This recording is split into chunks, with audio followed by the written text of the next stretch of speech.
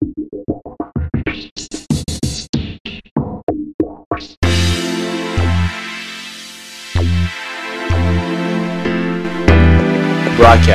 from the media studio at West Fargo High, this is Packer TV with your Packer News team. Good morning, West Fargo High School. Welcome to the first edition of the Packer News for the year. I'm Cordia Rarick. And I'm Ben Phelps. Thanks for tuning in, and here are today's headlines. The boys tennis team hosted Shanley on Tuesday. They lost to the Deacons 7-2. The Packers are now preparing for the East Region Tournament, which begins next week in Fargo. The school's literary magazine, X Premier, will be meeting to discuss ideas for this year's publication. The literary magazine publishes photography, poetry, short stories, song lyrics, photo illustrations, artwork, sculptures, or anything of a creative nature. We'll be meeting in 208H at 3:40 p.m. on Monday, October 1st. Please contact Ms. Hill in the English department if you have any questions or are unable to attend the meeting. The Packer Media groups are on social media. Check them out on Snapchat or Instagram at Packer Media or Twitter at the Packer News. Hey, the staff at West Fargo High School wants to remind students to always check their email. Thanks. This school year started with a new policy that caught some students off guard. The policy requires students to keep their backpack with them in the commons until first period is over. Here's Packer correspondent Christopher Boykai with more.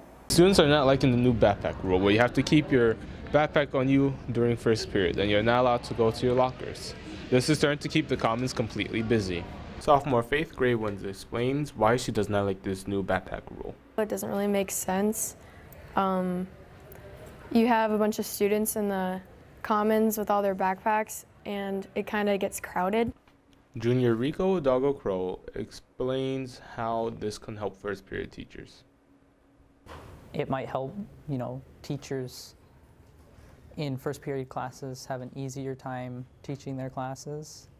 Students would complain about how late the new backpack rule would make them. As a second period teacher, my students end up tardy more often than they used to because they can't go to their locker right when they get to school. They have to wait until first period is done.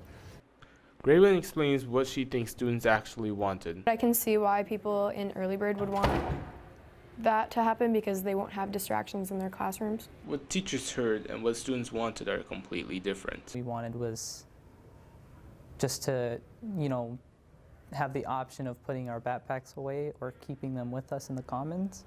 It makes it harder to work if I'm doing some early morning homework. Although most people do not like the new backpack rule, most of them can see how it could benefit first period teachers.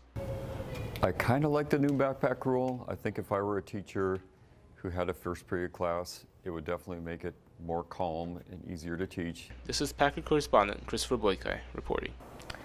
For Deaf Awareness Week, here are some fun facts about sign language. American Sign Language is considered a complete and complex language. It has its own grammatical rules and syntactic elements.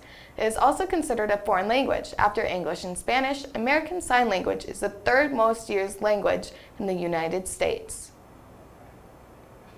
Sign language is not universal. There are different sign languages in countries. In fact, in North and South America alone, there are 35 different sign language. Not all deaf people even know the sign languages. Similar to the English language, one sign in American Sign Language can have multiple meanings.